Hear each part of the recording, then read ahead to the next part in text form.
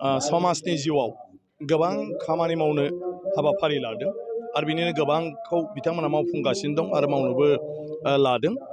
बेफोरनिफ्राय गोबां धोरोमनि बिथिङाव माखासे जेफोर मावनां हाबा बेफोरखौबो बिसोरनिफ्राय मोनथिनो मोननानै मोजां मोनदों।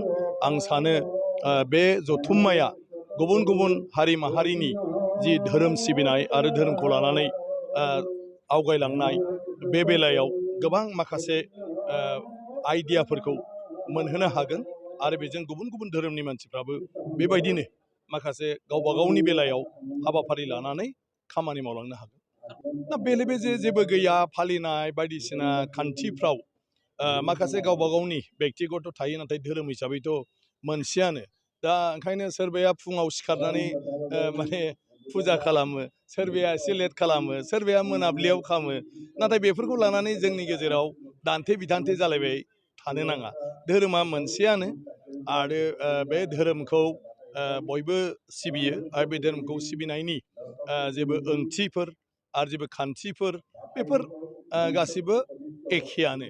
गतिके जों बेयाव सोरखौबा माने मा होनो समालसना खालामनाय बा सोरनिखौबा जादों जायाखै बेफोराव हमलायबाय थायाजासे गावबा गाव धोरोम सिबिनायाव नांस्थाबलाङोब्ला बेबायदि मोनसे जिथु बेले बेजे बाथ्रा ओंखारलायबाय थायो बा जों जेखौ सानो बेफोर थानाय नङा, जयैनो मोजाङै आवगायलांगोन। दा बाथौ धोरोमाथ' माथो दं, जोङो बोराइ बाथौ बेनो जोंनि सासेल' बयनिख्रुइबो गोहोगोरासिन इसोर, जाय इसोरा बेनो सोरजियो, बेनो खाङो, बेनो लांफिनो।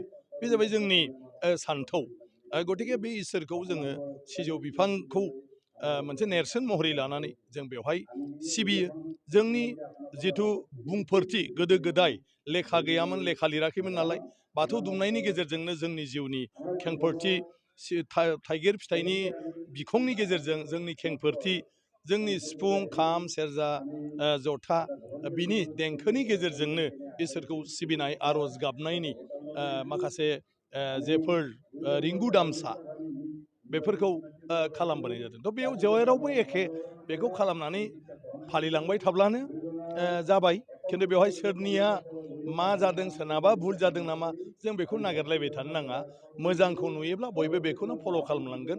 जायफ्रा गावखौनो मोजां सिबिदों होननानै सानदों बिसोर सिबिनायाव नांस्थाबोबा, सोरनायाबा जुदि गावनिखौ बाराद्राय मोजां मोनाखैबा बे मोजांखौनो बयबो माने फल' खालामलांगोन।